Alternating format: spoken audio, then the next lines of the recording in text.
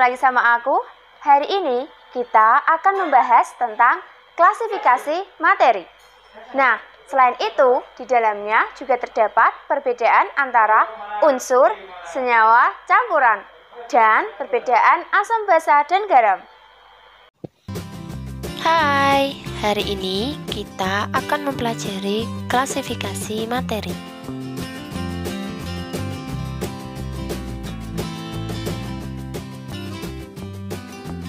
Nah, yang pertama, kita akan membahas tentang unsur. Unsur adalah zat tunggal yang tidak dapat diuraikan lagi menjadi zat lain dengan reaksi kimia biasa. Unsur dikelompokkan menjadi 3. Yang pertama, unsur logam. Ciri-cirinya putih mengkilap, titik leburnya rendah, dan dapat mengantarkan arus listrik. Nah, contohnya ada krom. Krom ini biasa digunakan untuk bumper mobil dan campuran dengan baja menjadi stainless steel. Lalu ada besi, sering banget kita jumpai ya. Nah, besi merupakan logam yang paling murah. Sebagai campuran dengan karbon dapat menghasilkan baja untuk konstruksi bangunan, mobil, dan rel kereta api. Lalu ada nikel, tembaga, seng, dan emas. Nah, yang kedua, unsur non-logam. Ciri-cirinya tidak mengkilap, lalu penghantar arus listrik yang buruk, dan tidak dapat ditempa. Contohnya ada fluor. Senyawa fluorid yang dicampur dengan pasta gigi berfungsi untuk menguatkan gigi. Lalu ada brom dan yodium yang biasa digunakan dalam tambahan garam dapur. Yang ketiga, unsur semilogam atau metaloid. Memiliki sifat di antara logam dan bukan logam. Contohnya ada silikon dan germanium. Nah, selanjutnya ada senyawa. Senyawa adalah gabungan dari beberapa unsur yang terbentuk melalui reaksi kimia. Senyawa memiliki sifat yang berbeda dengan unsur-unsur penyusunnya. Contohnya H2O atau air. H adalah gas yang sangat ringan dan mudah terbakar, yaitu hidrogen. O adalah oksigen, gas yang diperlukan oleh tubuh. Nah, contoh selanjutnya ada NaCl, yaitu mineral yang sangat dibutuhkan oleh tubuh. Nah, ini merupakan contoh-contoh senyawa yang lain. Jadi, senyawa itu merupakan gabungan dari unsur-unsur. Nah, sekarang kita akan membahas tentang campuran. Campuran adalah gabungan beberapa zat dengan perbandingan tidak tetap melalui reaksi kimia. Nah, perbedaan campuran dan senyawa disajikan dalam tabel tersebut.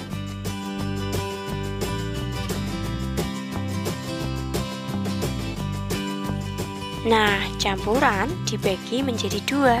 Yang pertama yaitu campuran homogen. Campuran homogen adalah campuran antara 2 zat atau lebih yang partikel-partikel penyusunnya tidak dapat dibedakan lagi. Contohnya larutan gula. Nah, setelah diaduk, gula dan airnya tidak dapat dibedakan lagi. Yang kedua, ada campuran heterogen, yaitu campuran antara 2 macam zat atau lebih yang partikel-partikel penyusunnya masih dapat dibedakan satu dengan lainnya. Contohnya, seperti percobaan tadi, larutan tanah. Kalian masih bisa membedakan mana tanahnya dan mana airnya. Nah, sekarang kalian kerjakan latihan 2.2 dari nomor 1 sampai 6.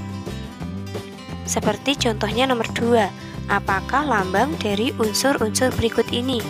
Hidrogen. Nah, hidrogen tadi apa? Lambangnya H besar. Nah, gitu ya, sampai nomor 6. Selanjutnya, kerjakan juga latihan 2.3 dari nomor 1 sampai 5. Contohnya yang pertama, jelaskan perbedaan senyawa logam dengan non-logam. Masing-masing berikan contohnya. Tadi di video sudah saya jelaskan mengenai senyawa logam dan non-logam beserta contohnya.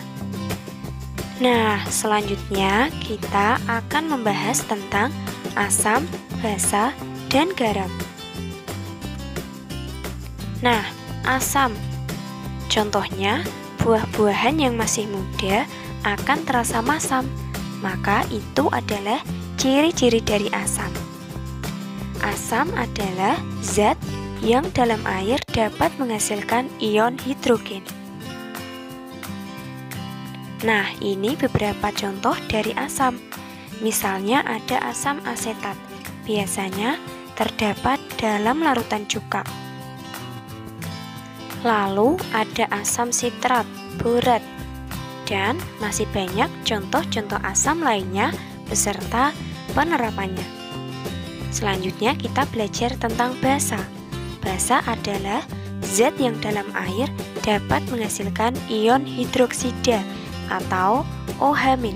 Contohnya adalah sabun. Nah, beberapa basa yang kita kenal, contohnya ada aluminium hidroksida. Biasanya terdapat dalam deodoran yang sering kalian pakai. Lalu ada kalsium hidroksida dan lain-lain. Kita akan membahas perbedaan sifat asam dan basa. Ciri-cirinya, kalau bersifat asam, dia bersifat korosif, sedangkan basa bersifat kaustik. Ini sama-sama merusak kulit. Yang kedua, asam dapat menghasilkan H2, sedangkan basa akan terasa licin di tangan. Yang ketiga, senyawa asam memiliki rasa yang asam, sedangkan basa memiliki rasa yang pahit. Yang keempat, asam dapat mengubah zat warna. Begitu juga dengan basa. Dan yang terakhir, nomor 5, asam dapat menghasilkan ion H+ dalam air, sedangkan basa dapat menghasilkan ion OH- dalam air. Lalu tambahkan ciri yang keenam, asam itu pH-nya kurang dari 7, kalau basa pH-nya lebih dari 7. Selanjutnya garam. Garam adalah senyawa yang terbentuk dari reaksi asam dan basa. Contohnya garam dapur, nama lainnya NaCl. Nah, ini beberapa contoh garam yang dikenal. Yang pertama natrium klorida atau NaCl, lalu natrium bikarbonat dan lain-lain, beserta fungsinya masing-masing.